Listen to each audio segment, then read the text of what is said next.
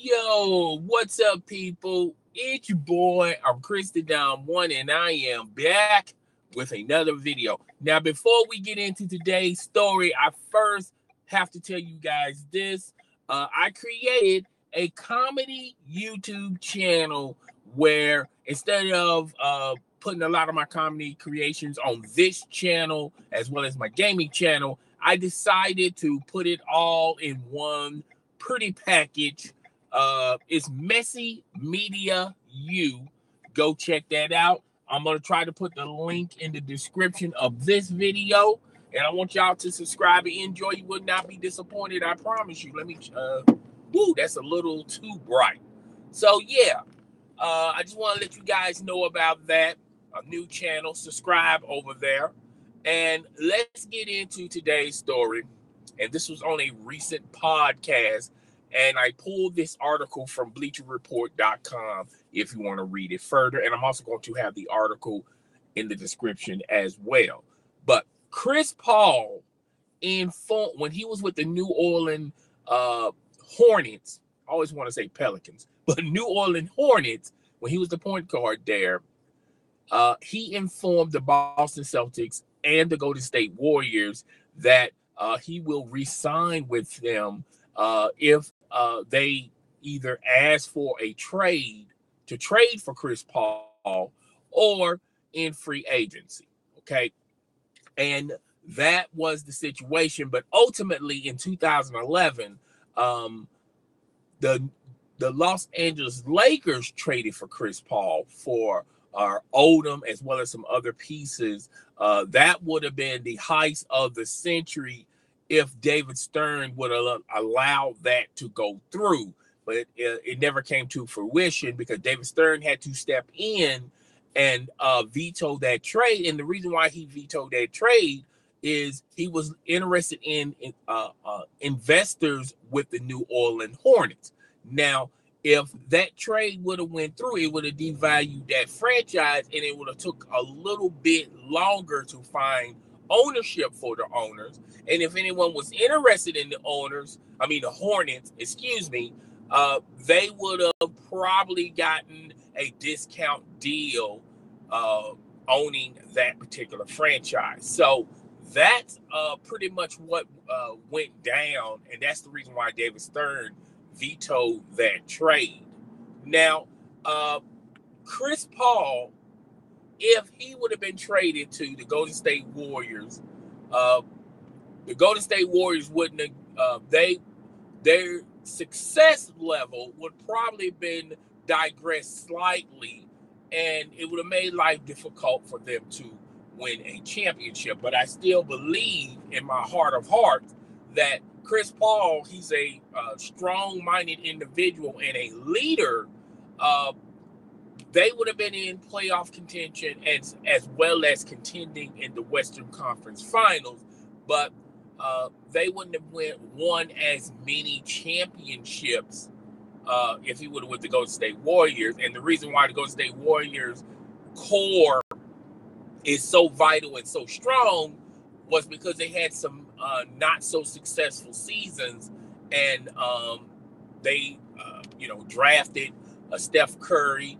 They also got I forgot his name, not Jordan, Draymond Green in the second round as well. They also traded and would have went through. They would have been in contention for the playoffs, maybe competing for the Western Conference Finals. And with that type of success, they wouldn't have been in the lottery getting those high draft picks, okay? Now, to me, the Boston Celtics, that would have been very interesting.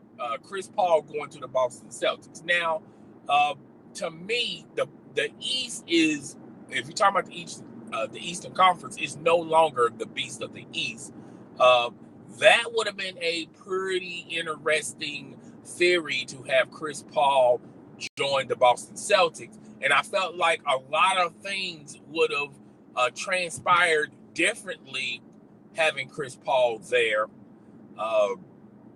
To me, I think for them to land the big three over there would have made life difficult because if anything, the New Orleans Hornets would have asked for some pieces, draft picks, to sweeten the deal for them to trade for Chris Paul. All right, and without those draft picks Danny Ainge had, he would not been able to get the big three to Boston. When you talk about Kevin Garnett, Paul Pierce was there and was already drafted by the Boston Celtics, and Ray Allen. Yeah, that would have been sort of difficult for them to trade for Ray Allen and Kevin Garnett. Okay, and also I think by Chris Paul going to the Celtics, then it would have been a chance and an opportunity for the Boston Celtics to land LeBron James. LeBron James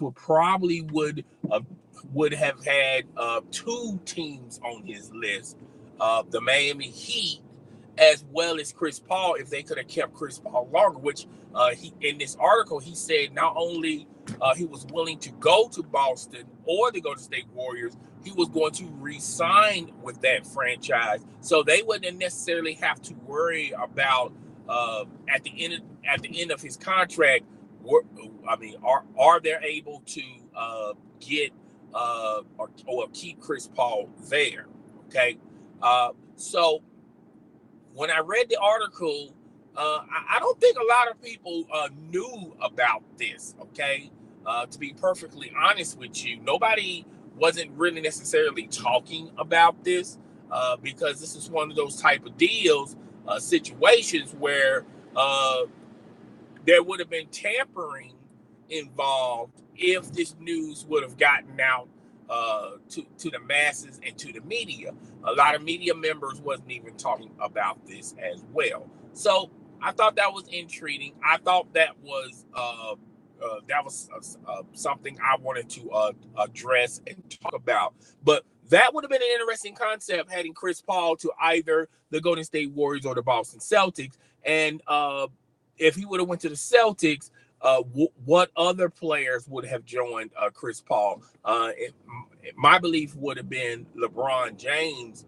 LeBron James would have easily went to the Boston Celtics because remember, folks, Chris Paul and LeBron James are friends. Chris Paul is the godfather of one of LeBron James' sons. Their family are close, so that would have been very intriguing, particularly in the East, where LeBron James, it could have been a possibility where LeBron James could have landed with the Boston Celtics instead of the Miami Heat. And two great franchises, the Miami Heat and the Boston Celtics, they have the right personnel in their organization. And who knows what the layout, when you talk about the NBA future, would have been. I felt like LeBron James, when he left to Miami, he was in his prime, okay? And Paul Pierce would naturally still be there. And Chris Paul, man, that would have been an interesting big three. Quite obvious. Paul Pierce would have to go down to the 2 spot and allow LeBron James to play the 3 sometimes, and sometimes he'll float around the 4. And with Chris Paul there, he wouldn't have to worry about necessarily taking the ball down court. He always wanted to play alongside a great point guard. He had the opportunity with Kyrie Irving. I think Kyrie Irving, out of LeBron James' career, Kyrie Irving was one of the best point guards LeBron James ever played alongside. Okay, and I feel like that would have been an interesting dynamic if that would have went down and went through.